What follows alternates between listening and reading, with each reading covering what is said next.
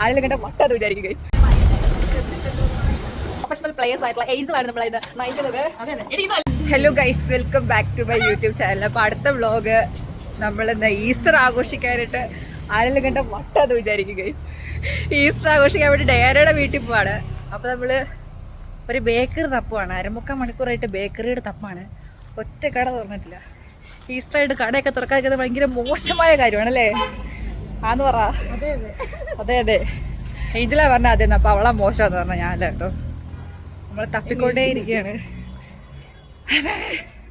ഒടുക്കത്തെ വീതി. അതെ അതെ, ലോട്ടറി ആയാലോ, നാളെ അടിക്കുമെന്ന് പറയാം. അവിടോട്ട് കടയുണ്ട്, നമ്മൾ അവിടെ ഇറങ്ങിയാൽ മതിയായിരുന്നു. ഇതാണ് ഗൈസ് ഉപ്പ് തറ. അതല്ലേ ഒറ്റ. ഫൈനലി നമ്മളൊരു ബേക്കറി കണ്ടുപിടിച്ചു ഗൈസ്. ഓർഡർ കൊടുത്തിട്ടോ.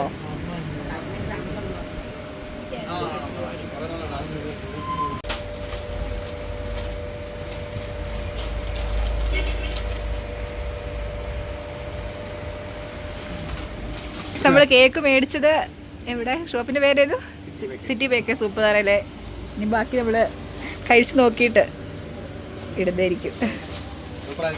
ഓക്കെ, നമ്മൾ ഡയാനയുടെ വീട്ടിലെത്താറായിട്ടുണ്ട്. ഒടുക്കത്തെ വെയിലെന്ന് പറഞ്ഞാൽ ഇതാണ് വെയില്. ഇതായിരിക്കണം വെയില്. രാവിലെ ഇറങ്ങിയപ്പോ എങ്ങനെയാണോ അങ്ങനെയല്ല ഇപ്പൊ. അയ്യോ, കേക്കൊക്കെ മരിച്ചു കാണും. ഇതാണ് ഗൈസ് ഡയാനയും അവളുടെ വീടും.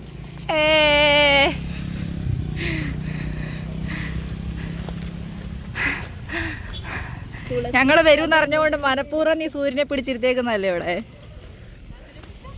സൂര്യന് വിശന്നു പോയോ? അതറിയത്തില്ല.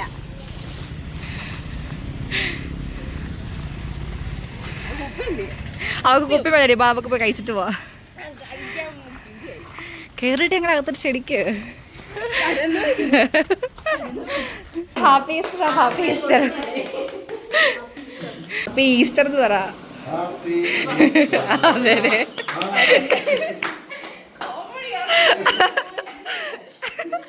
ചൂട് കൊള്ളായിരുന്നല്ലേ?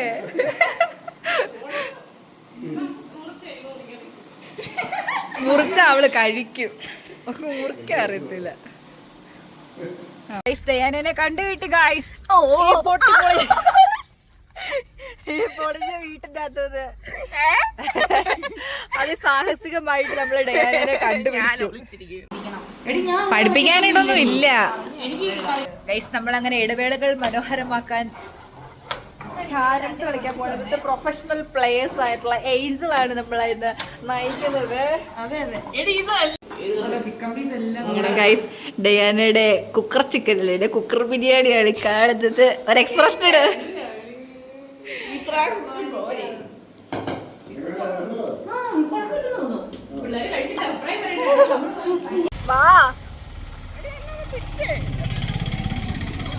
ഗൈസ്, നമ്മളങ്ങനെ തിരിച്ച് വീട്ടിൽ പോവാണ് ഗൈസ്. പൊക്കോ, വീട്ടിലും കൂടി എല്ലാം കഴിഞ്ഞു.